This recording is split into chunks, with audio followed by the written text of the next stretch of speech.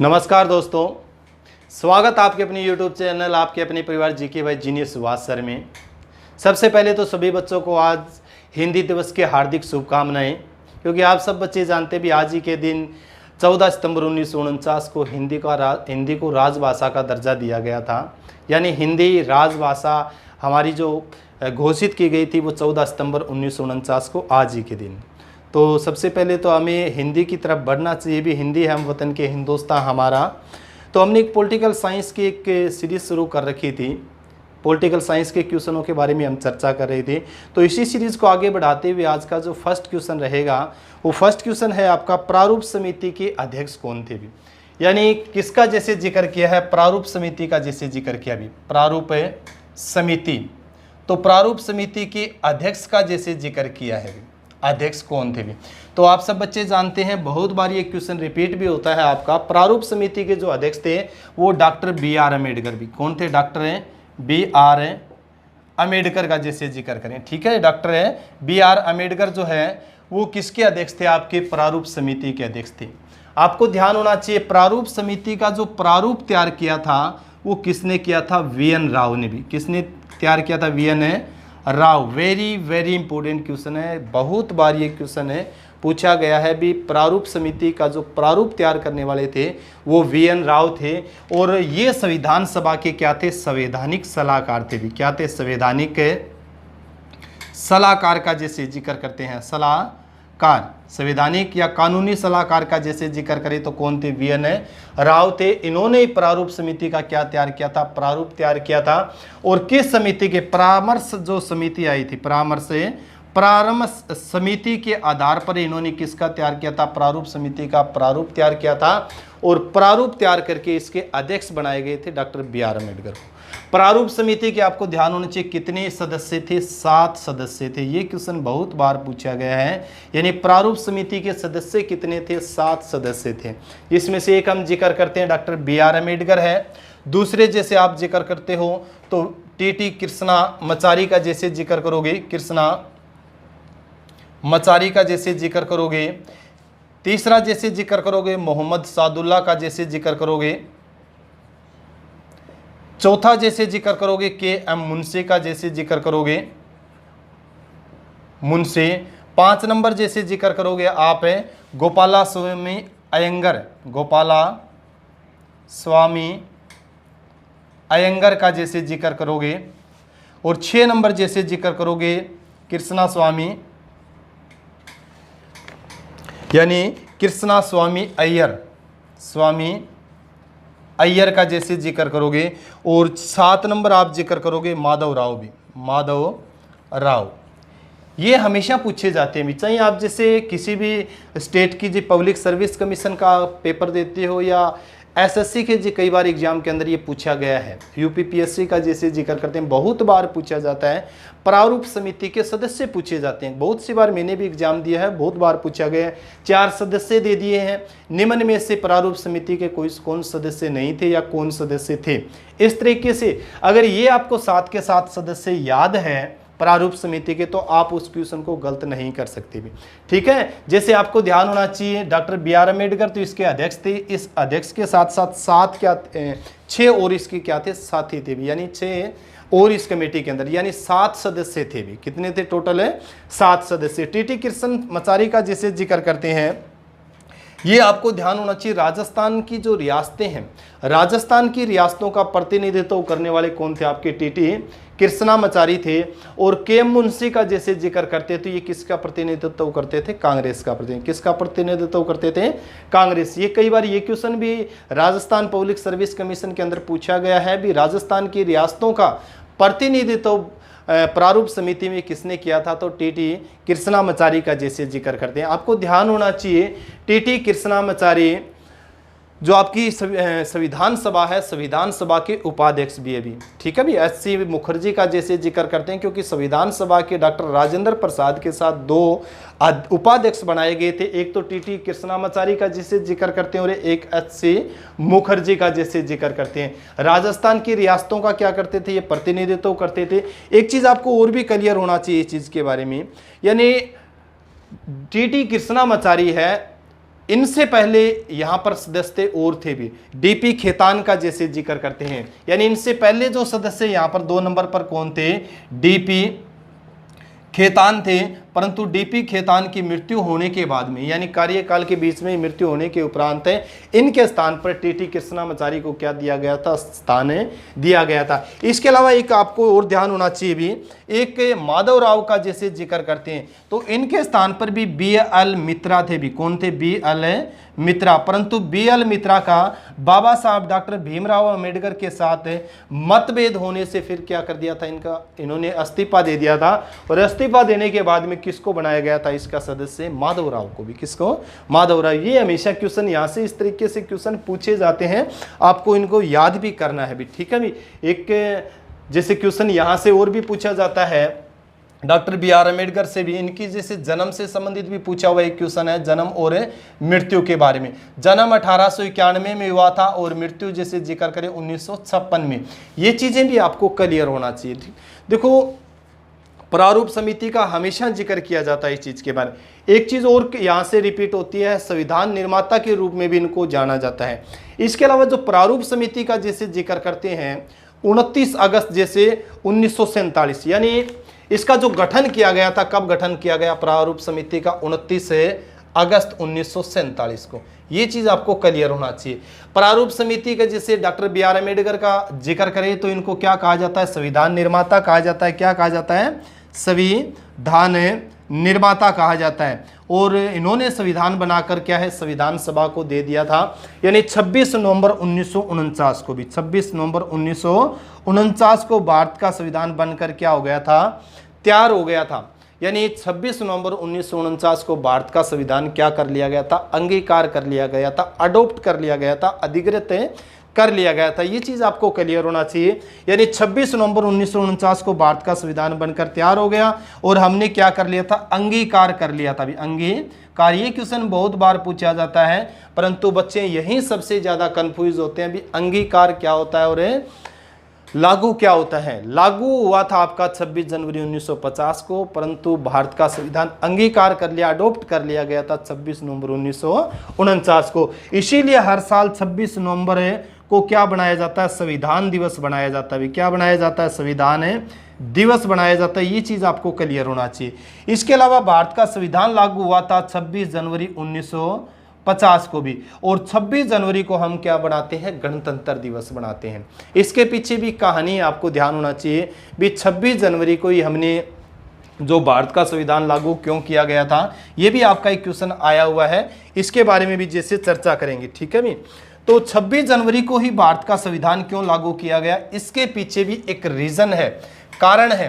क्योंकि आपको ध्यान है, लाहौर अधिवेशन हुआ था 1929 के अंदर भी, जवाहरलाल नेहरू ने उसकी क्या की थी, अध्यक्षता की थी। और उन्होंने कहा था भी आने वाली 26 जनवरी को हम क्या बनाएंगे, पूर्ण स्वराज दिवस के रूप में बनाएंगे, यानी स्वाधीनता दिवस के रूप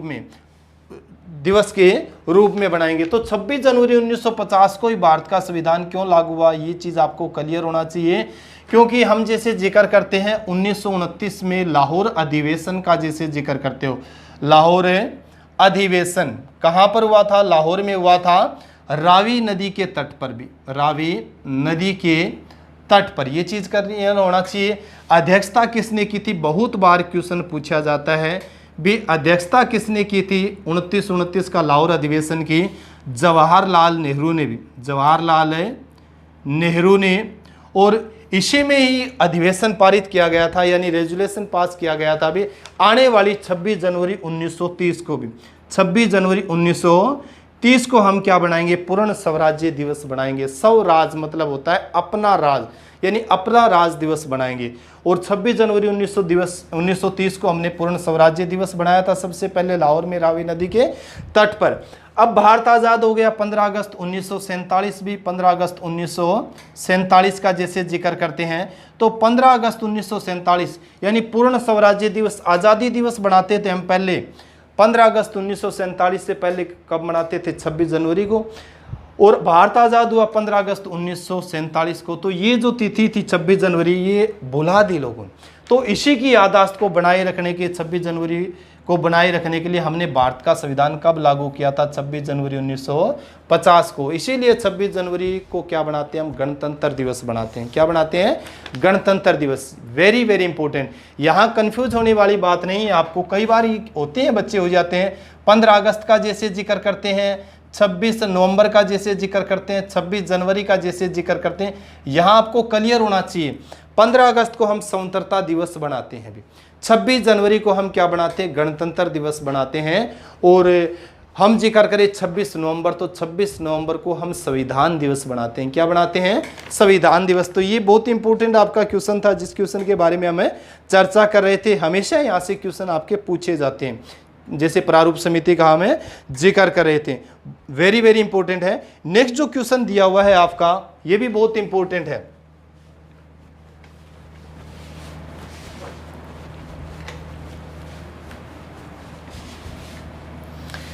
नेक्स्ट क्वेश्चन दिया हुआ है, संविधान सभा द्वारा स्थापित मौलिक अधिकारों और अल्पसंख्यकों हेतु सलाहकार समिति के अध्यक्ष कौन थे?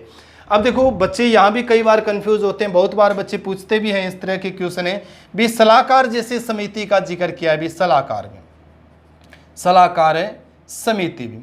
अब सलाहकार समिति का जैसे जिक्र करते हैं तो बच्चों का मन वहीं जाता है वीएन राव पर। वीएन, तो वीएन राव जो थे वो संविधान सभा के, यानी संविधान सभा की जो संवैधानिक जो समिति थी, सलाहकार समिति, उसके अध्यक्ष थे।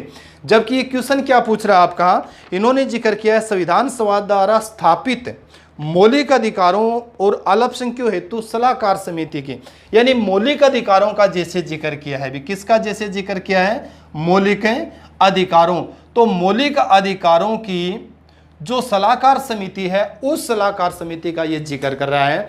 तो मौलिक अधिकारों की सलाहकार जो समिति, इसके जो अध्यक्ष थे वो थे आपके सरदार पटेल भी। क्या थे? सरदार पटेल भी। ठीक है, सरदार वल्लभ भाई पटेल का जैसे जिक्र करते हैं तो सरदार पटेल इसके क्या थे? अध्यक्ष थे। ये चीज आपको क्लियर करना है, क्लियर पढ़ना है आपको ध्यान होना चाहिए। भारत का जो संविधान बना था, भारत के संविधान को बनने में लगभग 2 वर्ष 11 महीने 18 दिन का समय लगा था। और सबसे ज़्यादा माथापच्ची जो की गई थी, सबसे ज़्यादा जो समय लगा था वो किसके ऊपर लगा था? मौलिक अधिकारों के ऊपर भी। किसके ऊपर? मौलिक अधिकारों के ऊपर। तो मौलिक अधिकारों की सलाहकार जो समिति थी, उसके जो अध्यक्ष थे सरदार पटेल थे। ठीक है, ये चीज़ आपको क्लियर होना चाहिए। मौलिक अधिकार जो हमने लिए वो यूएसए से लिए भी। किस देश से लिए? यूनाइटेड स्टेट अमेरिका से लिए हैं, आपको ध्यान होना चाहिए। और भारतीय संविधान के भाग नंबर जैसे जिक्र करते हैं, भारतीय संविधान के भाग 3 में हम जो पढ़ेंगे तो भाग 3 में किसका जिक्र करते हैं? वो मौलिक अधिकारों का जैसे जिक्र करते हैं। अनुच्छेद का जैसे जिक्र करें तो अनुच्छेद क्या रहेंगे आपके? ये रहेंगे 12 से लेके 35 तक जो आप पढ़ते हो वो किससे संबंधित है? मौलिक अधिकारों से संबंधित है भी।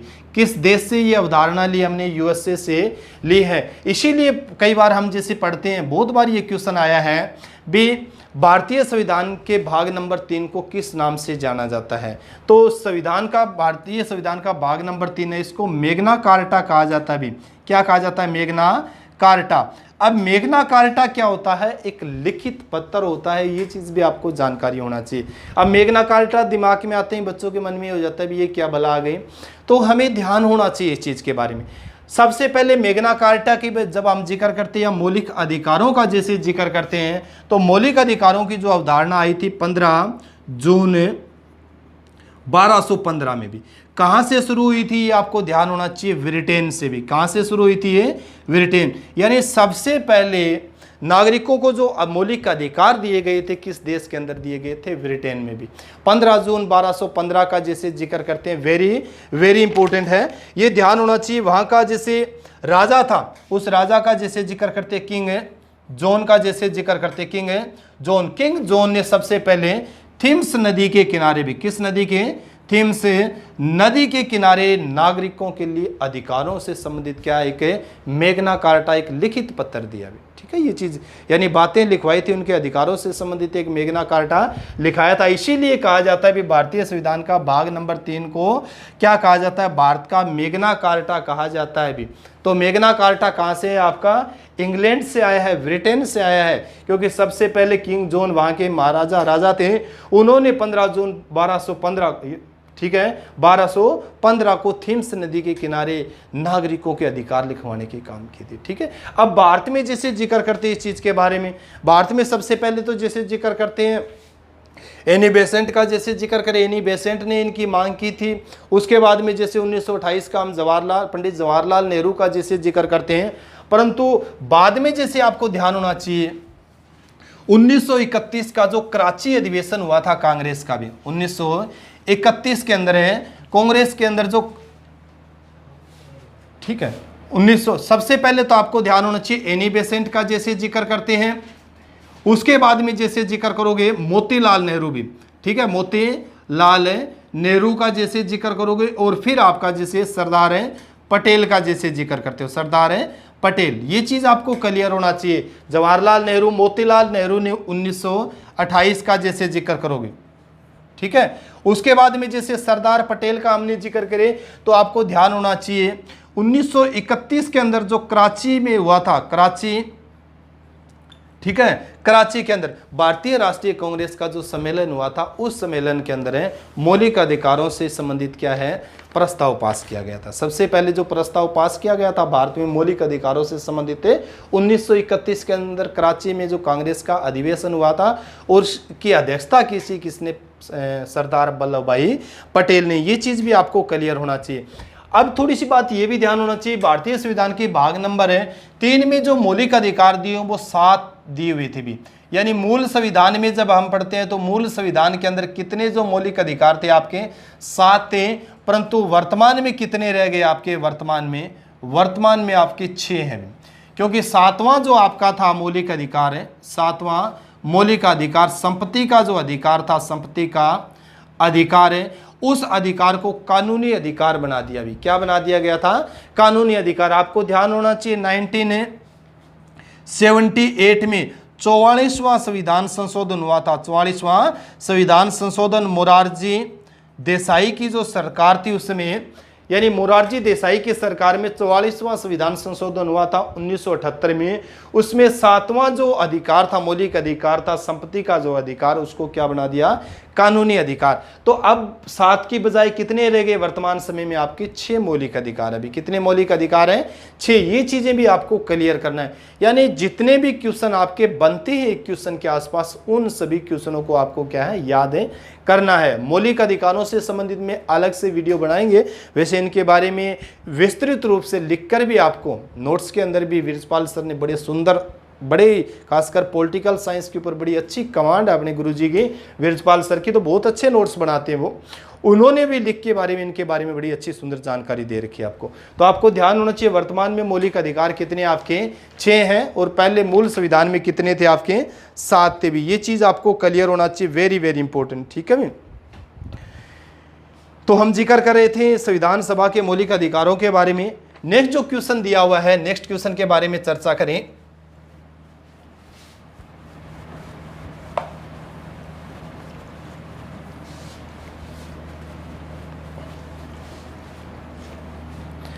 नेक्स्ट क्वेश्चन दिया हुआ है, भारत की संविधान सभा ने राष्ट्रीय ध्वज को सर्वप्रथम कब स्वीकार किया था। यानी राष्ट्रीय ध्वज का जैसे जिक्र किया है, राष्ट्रीय ध्वज, राष्ट्रीय ध्वज वेरी वेरी इंपॉर्टेंट है। किसी भी देश का जो राष्ट्रीय ध्वज एक बड़ा महत्वपूर्ण होता है, आपको ध्यान होना चाहिए। ध्वज का जैसे जिक्र करते हैं तो हमारा राष्ट्रीय ध्वज क्या है, तिरंगा है भी। क्या है, आपको ध्यान होना चाहिए, तिरंगा। तो राष्ट्रीय ध्वज जो तिरंगा है, इसको संविधान सभा का जैसे जिक्र किया भी, संविधान सभा ने कब अपनाया था भी, कब इसको क्या किया था, स्वीकार किया था। बहुत बार ये क्वेश्चन पूछा जाता है। 22 जुलाई 1947 को भी, यानी 22 जुलाई 1947 को क्या किया था, संविधान सभा ने राष्ट्रीय ध्वज को स्वीकार किया था। वेरी वेरी इंपॉर्टेंट, सबसे इंपॉर्टेंट है जैसे मैंने जिक्र किया था तिरंगा, यानी इसमें कितने रंग हैं, 3 रंग है। ये चीज भी आपको क्लियर होना चाहिए। जैसे जिक्र करते हैं कितने रंग हैं, 3 रंग हैं। और अनुपात बहुत बार पूछा जाता है भी, इसका अनुपात क्या है, अनुपात का जैसे जिक्र करते हैं, अनुपात बहुत ज्यादा पूछा जाता है भी, ये ध्यान करना। 3:2, यानी लंबाई कितनी है इसकी 3, और चौड़ाई का जैसे जिक्र करें 2, तो ये चीज़ भी आपको लंबाई और चौड़ाई के बारे में 3:2 के बारे में। रंगों का जैसे जिक्र करें कितने रंग है, तो 3 रंग है। जैसे जिक्र करें सबसे ऊपर कौन सा आपका है, केसरिया का जैसे जिक्र करते हो, सबसे ऊपर क्या है आपका केसरिया जैसे जिक्र करते हो, फिर आपका सफ़ेद है और फिर कौन सा आपका हरा। ठीक है भाई, शांति के है, समृद्धि के है, उन्नति के है।